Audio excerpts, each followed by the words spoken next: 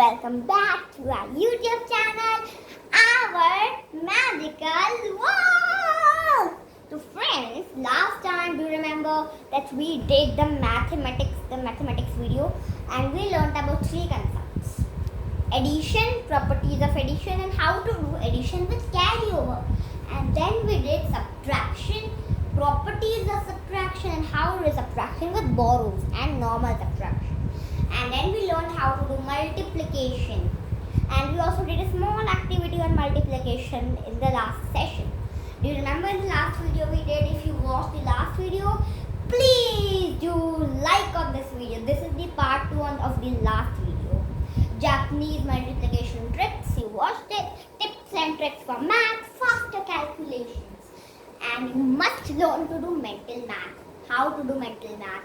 This technique we will learn in today's video, and today we will learn some more exciting math things and English projects. We will also learn English in this video and some math things. So let's recap what we learned in the previous session. So the first topic is we will be studying about the first chapter, which is numbers. Okay, who knows what are place values and face values in math? Like for example, we take one number. The first number we will take is going to be 130. For example, I take a number called 130. Then I will find out the place value and the face value of this number. What to do? And you know what is an abacus? Abacus is a tool for counting numbers. And you know what are number names? Number names are, like for example, we write the number 2687. We write it in the number name as keyed. We write a number name as the spelling of the number. Understood? If you easy peasy, plain and simple. And guys, if you remember the old new trick, mental math, that is very easy. We will learn how to solve some very big problems in this video. Till then, please be contact and please subscribe, like and share, and do comment in the box and ring that bell button to receive all notifications. Let's start our session. Then we are going to understand what are periods. Periods are, now first we learned 3 digits. Like we learned about ones place, we learned about tens place, and then we learned about hundred place. But now we are entering into the thousands period. Like in the thousands period, there are two things: thousands and 10,000. 10,000 is also a number which you will learn in 4th or 5th grades. If you are in 4th or 5th grades or older than that, in 6th, 7th, 8th, 9th, 10th grades, you will also learn the same technique that you learned in grade 3 and grade 4. Okay, now let's start with another topic. Okay, now let's go on to the topic of expanded form. When the numbers are written in their place value form with a plus sign in between, it is known as expanded form. While writing the numbers in the expanded form, you actually add the digits in their place value. You can take any number and do this trick to add to it. Here is my book of mathematics, and I am solving some great problems from this. So now let's recap what we learned in earlier grades. Now let's recap about heritage coin. Number 10 is very important for our system of counting. Without number 10, mathematics would not work. Now with number 10, it works properly. And so a decade is called 10 years. A century has 100 years. A millennium has 1000 years. The numbers on a card speedometer are marked in tens. Okay, now let's start with the new topic, which is successor and predecessor. You must know that in nursery, KG grades, you must learn before and after. Successor and predecessor is just another name given to before and after. Successor means after and predecessor means before a particular number. Now let's start with another topic, which is comparing, ordering and building numbers. The topic is that comparing number means the number greater than the number lesser than the number. We obviously put this sign or this sign to mark which is the greatest number and which is the smallest number to the both of the two sides. We compare the numbers, and you must know what are ascending and descending order. Ascending is smallest to lowest, and ascending is lowest to the highest, and the ascending is highest and descending is highest to the lowest. You must know this from you have learned it in first or second or third grades. You must have remembered this technique. You have to remember these things. And the next topic we are going to learn about is going to be, you must know what are even and odd numerals. Like even numbers is 2, 4, 6, 8, 0 and odd numbers 1, 1, 2, 7, 5. Okay, there are more even numbers and more odd numbers in the red. Now you must know what are Roman numerals. You must learn them. Now we are not going to recap this because we already have 20 minutes of time left. Okay. Now we are going to come to addition. What is addition? You must know. And in addition we should do, we have done an activity on addition. Tell your friend to pick up 4 numbers in your mind and multiply it by 10. You must have done this activity. And you know what is a palindrome? Palindrome is a number or a word which is written the same as forward or well as backward. Like we can make it by doing a simple trick that I will tell you in the next video. And we have learned the properties of addition, which is order property, zero property and group property already in the last video. And we have learned the mental, and we have learned the fun time, which is magic squares. The secret number in the magic square is the center one. Multiply it by 3 to get the line totals. You can call it the magic number on the magic square. Add left hand column, add middle column, add right hand column along the top, across the center, along the bottom, that is not all. Add along the diagonal from corner to corner. Like 8 plus 5 plus 2 equal to 5, 0, 4 plus 5 plus 6 equal to 50. Sum remains the same. Do you think it is really a magic square? Please do write it in the comment box. And you have to, when you go to older grades like in 4th, 5th grades, you will learn how to make magic squares. Now you are just learning the definition of magic squares, but in 4th grade, you will learn how to make magic squares, which will be more difficult for you. Now let us go to the next topic, which is subtraction. We have already revised the definition of subtraction. Numbers that is subtracted is called subtrahend. Subtrahend is subtracted from minuend or minuend. The answer obtained after subtraction is called the difference. You must know these things, simple things, and we have revised the properties of subtraction. And word problems, we have also devised the word problems earlier on. And we have revised subtraction with regrouping or borrowing. And we have done already subtraction of the number itself, the properties of subtraction, subtraction of 0, subtraction of the number itself, and we haven't done checking subtraction by addition. What to do? To check the answer by addition, first calculate the difference and then add the difference with the subtrahend, the smaller number subtracted, to find the sum as minimum. For example, you have to check like this. Can you see the picture here, friends? You have to check like this in your notebook. Please take a blank page, write the date in the classwork, and then take out your notebooks and your pens and then write how to check subtraction by addition. And you must know subtraction and addition together, how to calculate them all together, and you must know this old new trick, which is multiplication. You must know multiplication, right? We have done activities on this many times. Multiplication is repeated. Addition we have revised. The product of any number and one number itself. Any number multiplied by 0 is always 0. These are some simple properties of multiplication you must all know, that you learned in 2nd or 1st grades. Okay, now let's go and multiplying four number digits with a single digit. Okay, for example, I have tell you find the answer of 2000 to 331 and multiplied by 3. Write the numbers in column form like H2O that you used to write in earlier grades. Start with the ones digit and keep writing the product under the digits in the place of the product. While with regrouping, with carryover, find the product of 1745 and 4. Write the numbers in column form again. Start multiplying with the ones digit and keep writing the right digit of the product and carrying over the left digit to the next number on the left. And we have to, this is a mental math thing, that multiplying a number by tens and hundreds. To multiply a number by hundreds, so sorry for pausing, that to multiply a number by 10, add 1 0 to the right hand side of the number. For example, I have did 4 multiplied by 10, which is 40. 18 multiplied by 10, which is 180. 204 multiplied by 10, which is 2040.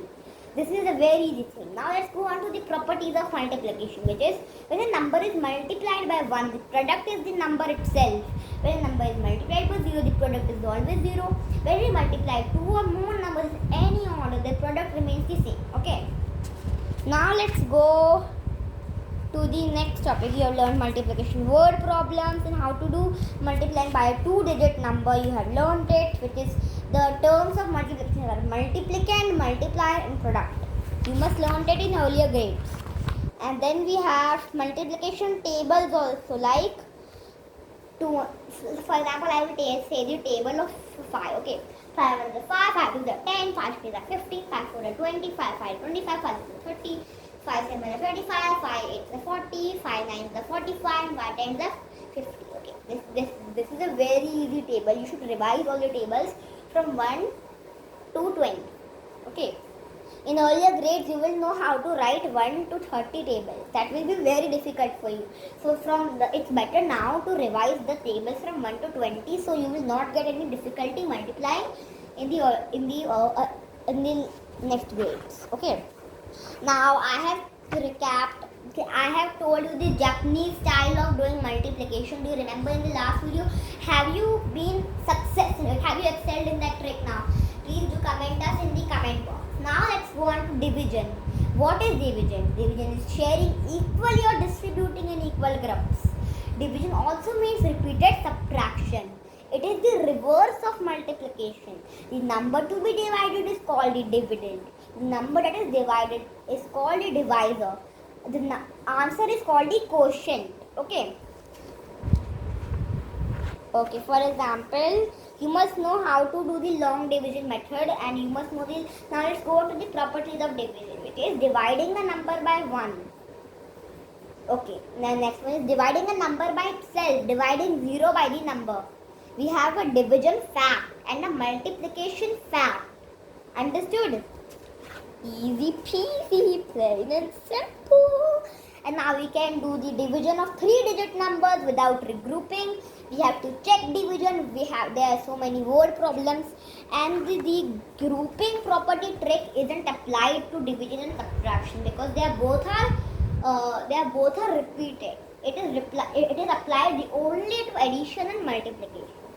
You must know. Okay, you must know division of 2-digit numbers, and you must know word problems of division, which is very easy, and you must know Mendel-March chain reaction. If you don't know, I'll explain to you, and that is the next video. Okay.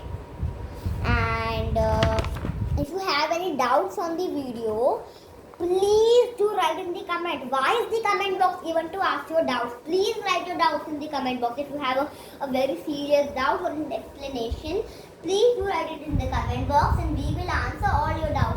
A notification comes, and then we answer your doubts.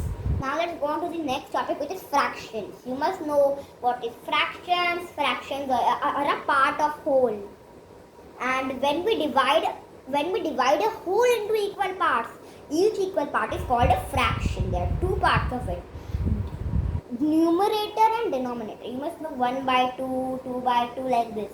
2 halves make a whole. 1 half, quarter, like that.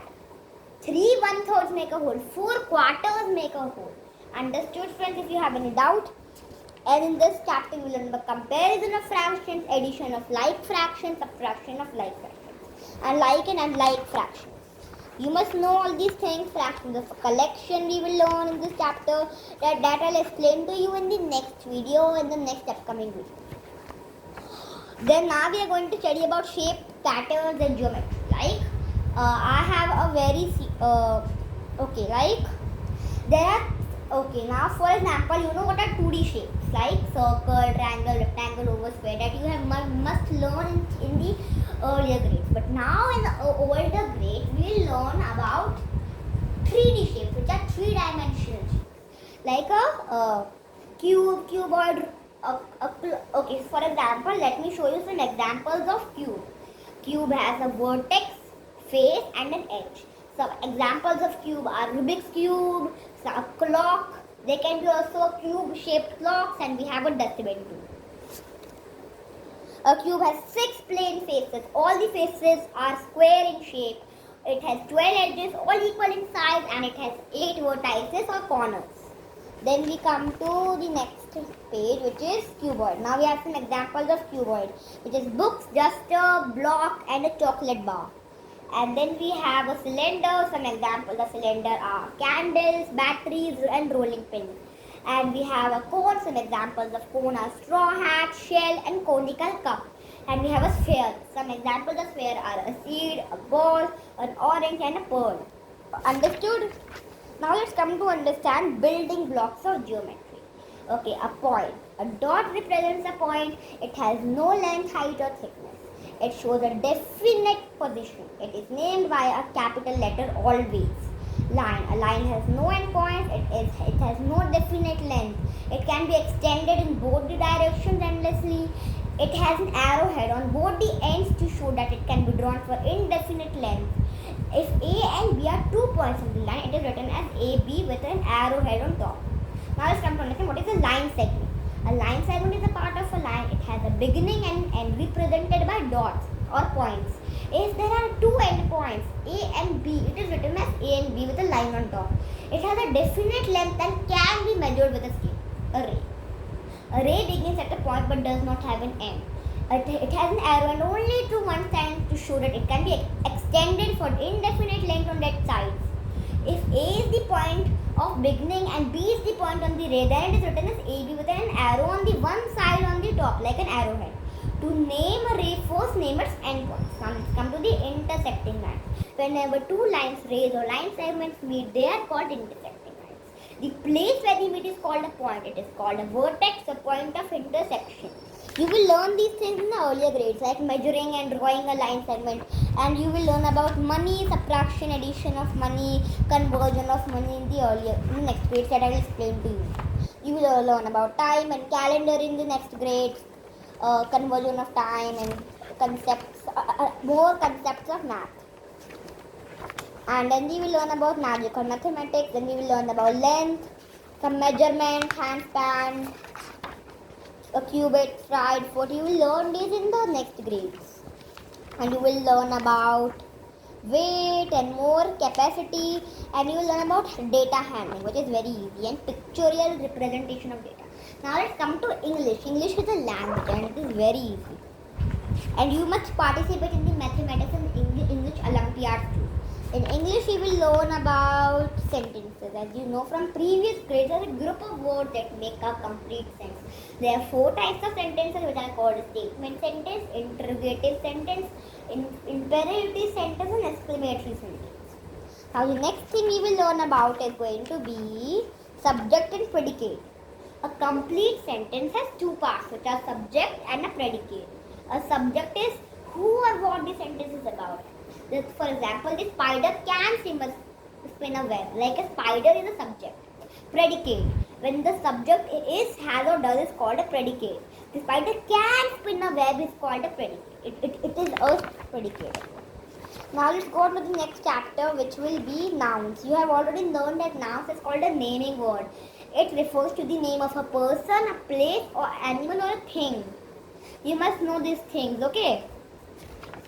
And then you must know about common nouns, proper nouns, uncountable nouns, countable nouns, abstract nouns, and more types of nouns, okay?